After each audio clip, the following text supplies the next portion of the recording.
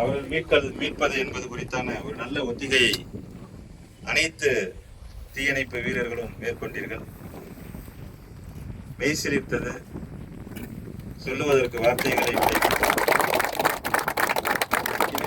தருமபுரி மாவட்டத்திற்கும் மாவட்ட நிர்வாகத்திற்கும் இந்த பயிற்சி, இந்த ஒத்திகை பயிற்சியில் நாங்கள் எந்த விதமான பேரிடர்களிலிருந்தும் மீட்பதற்கு தயாராக உள்ளோம் என்பதை மற்றவர்களுக்கு பறைசாற்றுகிறேன்.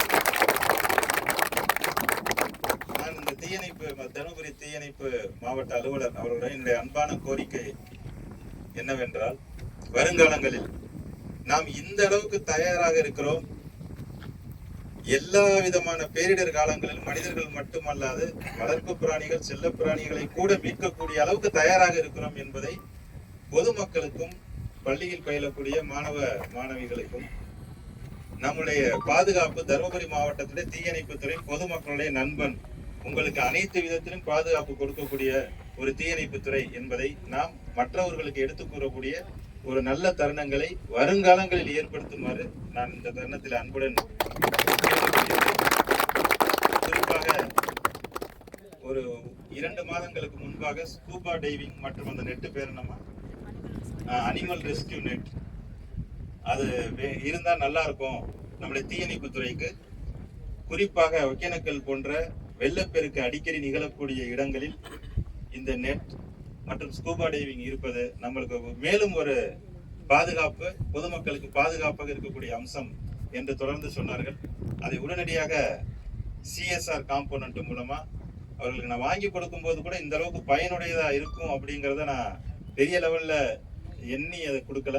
பட் இன்னைக்கு இது நேரடியா அதனுடைய பயன்பாடை பார்க்கும் பொழுது உண்மையிலேயே மிகவும் எந்த அளவுக்கு இது அத்தியாவசியமாக அந்த தீயணைப்பு துறைக்கு தேவைப்படுகிறது என்பதை நாம் இங்கே பார்க்கும் பொழுது எனக்கே ரொம்ப மகிழ்ச்சியாக இருந்தது. மிக விரைவில் இந்த சிஎஸ்ஆர் காம்போனன்ட் மூலமாக மற்றும் ஒரு ஸ்கூபா டைவிங் அவங்களுக்கு வாங்கி நான் முயற்சி செய்கின்றேன். இந்த நிகழ்வில் பயிற்சி பெற்ற அனைத்து ஒத்திகை பயிற்சி செய்த அனைத்து வீரர்களுக்கும் இந்த தருணத்தில் மாவட்ட ஆட்சியர் என்கிற முறையிலே என்னுடைய மனமார்ந்த பாராட்டுதல்களையும் வாழ்த்துக்களையும் தெரிவித்துக் கொள்கிறேன்.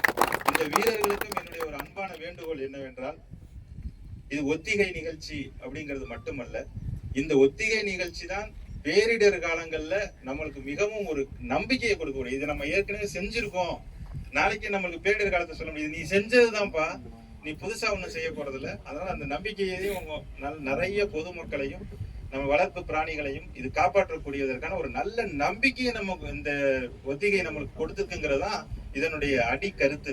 இதோட பேஸ்லைன் அதுதான். எப்போ நம்மளுக்கு நம்பிக்கை கிடைக்கும்? பயிற்சி திரும்ப திரும்ப பண்ணும்போது தான் நம்பிக்கை கிடைக்கும். எனவே என்னுடைய அன்பான வேண்டுகோள், இதை தொடர்ந்து விட்டுறாம ஏதோ ஒவ்வொரு தருணங்களில் ஒத்திகைக்காக மட்டும்தான் பண்றோம் அப்படிங்கிறது இல்லாம இந்த பயிற்சியை குறைந்தபட்சம் வாரத்திற்கு ஒரு வாரமாவது அல்லது 2 வாரத்திற்கு ஒரு முறையாவது உங்களுடைய தீயணைப்பு அலுவலருடைய உரிய அனுமதி பெற்று இந்த பயிற்சியை தொடர்ந்து செஞ்சுக்குங்க. ஆரோக்கியமா ஃபிட்டா இருந்தோம் அப்படின்னா நம்மளுடைய பேரிடர் காலங்கள்ல எந்த விதமான தொய்வுமே இல்லாம, சுத்தமா நம்மளுக்கு அவநம்பிக்கை இல்லாம இருக்காம இருக்கிறதுக்கு இது ஒரு நல்ல நிகழ்வு தான் இந்த ஒத்திகை நிகழ்ச்சி. இந்த ஒத்திகை நிகழ்ச்சியை வெறும் ஒத்திகை நிகழ்ச்சியா மட்டும் பார்க்காம இது ஒரு தொடர் பயிற்சியாக நம்ம எப்படி மாற்றுவோம் அப்படிங்கிறதுக்கு ஒரு நல்ல ஷெட்யூல் ஒன்று போட்டு அவங்க தீயணைப்பு அலுவலர் இங்கே மட்டுமல்லாது நம்ம ஒகேனக்கல் பகுதியாக இருக்கட்டும் இல்லை வேற மற்ற பகுதிகளிலையும் பொதுமக்கள் முன்னிலையில் தொடர்ந்து நிறைய ஒத்திகை நிகழ்ச்சிகளை நீங்க நிறைய செய்யணும். இதன் மூலமா 2 விஷயம். ஒன்று, நம்மளுடைய வீரர்கள் நம்மளுடைய தீயணைப்பு துறையை நல்ல நம்பிக்கை உடையதாகவும் ஃபிட்டாகவும் வச்சுக்கிறோம். 2வது, பொதுமக்களுக்கு நாங்க இருக்கிறோம், நீங்க பயப்படாதீங்க. ஆபத்து காலங்கள்லையும் பேரிடர் காலங்கள்லையும் நாங்க இருக்கும்போது உங்களுக்கு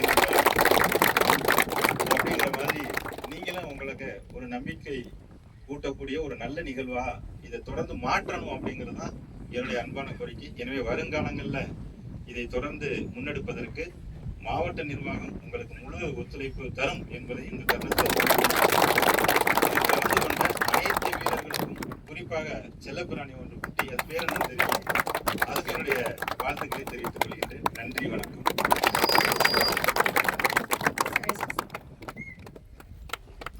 அனைவருக்கும் வணக்கம். எங்கள் தருமபுரி மாவட்ட காவல்துறையிலும் அந்த எஸ்டிஆர்எஃப் ட்ரைனிங் எடுத்த 66 காவலர்கள் இருக்கிறாங்க. நீங்கள் ட்ரைனிங் போகும்போது நீங்களும் வந்து ஒரு 7 பேர்லேருந்து 10 பேர் ஒவ்வொரு இதுக்கு கூப்பிட்டீங்கன்னா நாங்களும் அனுப்பிக்க தயாராக இருக்கோம். ஆனால் நம்ம உள்ளூர்லேயே இந்த மாதிரி ட்ரெயின்டு பர்சன்ஸ் வச்சுருக்கும்போது ஏன் வந்து அவளை போய் அவ்வளோ தூரம் அனுப்பிச்சு கஷ்டப்படுத்தணும். இங்கேயே ட்ரெயின் பண்ணிட்டா நமக்கு இதாக இருக்கும். அதாவது இங்கே வந்து ஃபயர் சர்வீஸ் அப்படின்னா நம்ம என்ன சின்ன வயசில் என்ன நினைப்போம்னா சும்மாவே இருக்காங்க இது நம்ம கொடுத்துருக்காங்க நினைப்போம். இப்போ எப்படி வந்து ரெஸ்கியூ சர்வீஸ் வந்த பிறகு உங்களுடைய பணி வந்து மிக மிக மகத்தான பணி. அப்போ அந்த ரெஸ்கியூ அடுத்தபடியாக வந்து இது வந்து உங்களுக்கு பர்சனலாக ஒரு நல்ல ஒரு இது எப்படின்னா உடல் முழுதும் ரத்த ஓட்டம் பாயக்கூடிய எக்ஸசைஸ் வந்து 2 தான். ஒன்று சைக்கிளிங்கு, ரன்னிங்கு, 3வது ஸ்விம்மிங். அப்போ நீங்கள் வந்து ஸ்விம்மிங்கில் வந்து ரெஸ்கியூ அந்த ஆப்ரேஷனில் வந்து எப்பப்பட்ட ஆளாக இருந்தாலும் தண்ணியை பார்த்தா ஒரு பயம் வந்துடும். பார்த்தோன்னே போய் இந்த குற்றாலத்தெல்லாம் பார்த்தீங்கன்னா எட்டி பார்த்துன்னு விழுந்துடும். அது தண்ணியை பார்த்தோன்னே ஒரு மனப்பிறழ்ச்சி ஏற்பட்டு விழுந்துருவாங்க. அப்படிங்கும்போது தண்ணியில் வந்து என்ன மாதிரி சின்ன சின்ன பொருட்களெல்லாம் பயன்படுத்தி தப்பிக்கலாம் அப்படிங்கிறதெல்லாம் இப்போ நீங்கள் சொல்லியிருக்கிறீங்க. இதை நம்ம கிராமத்து லெவல்லையும் ஒரு அவேர்னஸ் போட்டலாம். ஏன்னா நம்ம மாவட்டத்தில் நிறைய வந்து கைப்பிடிச்சு இல்லாத கிணறுகள் இருக்குது, வீட்டு பக்கத்தில் இருக்கும்.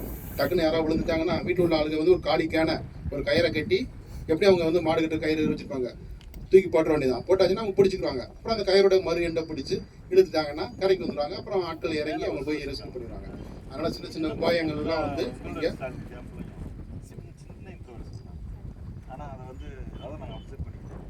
அந்த ரெஸ்கியூ உபாயங்களை வந்து நீங்கள் பொதுமக்களுக்கும் கொண்டு போகணும். இதை ஒரு வீடியோ கூட போட்டு நீங்கள் அங்கங்கே வந்து ஒரு டிஸ்பிளே பண்ணி கூட நம்ம பண்ணோம்னா நல்லா இருக்கும். இதை தொடர்ந்து பண்ணுங்கள். எங்களுடைய காவலர்களையும் இந்த பயிற்சியில் ஈடுபடுத்துன்னு கேட்டுக்கொண்டு அனைவருக்கும்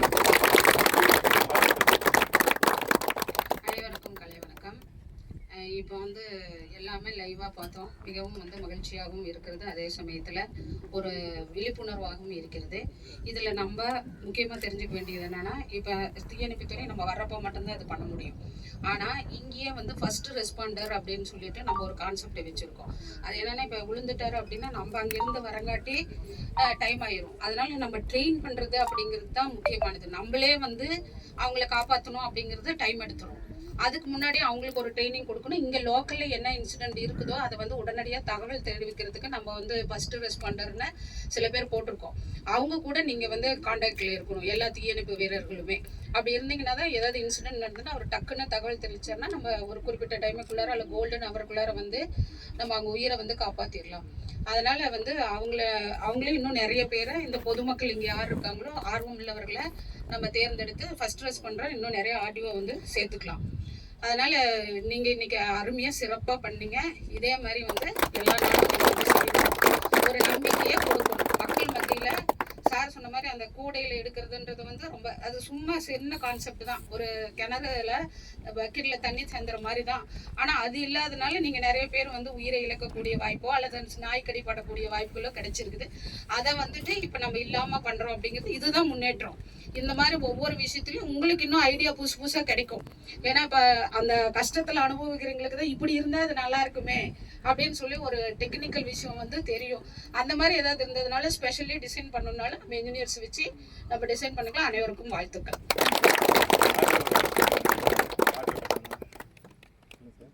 அனைவருக்கும் வணக்கம். இந்த மாக் ட்ரில்ல வந்து நாங்கள் ரெவென்யூ டிபார்ட்மெண்ட்லேருந்து என்னென்ன ஃபெசிலிட்டிஸ் இருக்குன்னு ரொம்ப நல்லா தெரிஞ்சுக்கிட்டோம். இதுக்கு முன்னாடி இருக்க ஃபெசிலிட்டிஸ்லாம் வந்து நாங்கள் டிஎஃப்ஓ கிட்ட கேட்டு அப்பப்போ இப்போது ஸ்கூபா டைவிங் வந்ததுக்கப்புறம் கூட மேடம் கிட்ட சொல்லி நாங்கள் ஒரு ரெஸ்கியூ அந்த மாதிரி பண்ணியிருக்கோம். ஸோ ரொம்ப ரொம்ப யூஸ்ஃபுல்லாக இருந்துச்சு, எங்களுக்கு என்டர்டெய்னிங்காகவும் இருந்துச்சு. நீங்கள் எல்லாரும் இன்ட்ரெஸ்டோட ஒருத்தரும் பண்ணும்போது ரொம்ப நல்லா இருந்துச்சு. ஒருத்தர் மயக்கம் போட்டு விழுற மாதிரி இருந்தார். அவர் கடைசி வரைக்கும் அங்கே போகிற வரைக்கும் கண்ணே திறக்கல. உண்மையாகவே அவர் மயங்கிட்டாரோ அந்த மாதிரி டெடிகேட்டடாக நீங்கள் பண்ணது ரொம்ப நல்லா இருந்துச்சு. அனைவருக்கும் வாழ்த்து. கடுமையான பணிச்சுமைகளுக்கு மத்தியில் இங்கு தீயணைப்பு துறையினரின் போலி ஒத்திகை நிகழ்ச்சியை பார்வையிட்டு நமக்கு வாழ்த்துக்கள் வழங்கிய மதிப்பிற்கும் மரியாதைக்கும் உரிய மாவட்ட ஆட்சியர் அவர்களையும் மாவட்ட காவல் கண்காணிப்பாளர் அவர்களுக்கும் மாவட்ட வருவாய் அலுவலர்களுக்கும் ஆர்டிஓ மேடத்துக்கும் இங்கே வந்திருக்கிற டாக்டர்ஸ், ஆம்புலன்ஸ் எல்லாருக்குமே, பத்திரிகை நண்பர்கள் அனைவருக்கும் மனமார்ந்த நன்றிகளையும் வாழ்த்துக்களையும் தீயணைப்புத்துறையின் சார்பாக தெரிவித்துக் கொள்கிறேன். Thank you so much sir.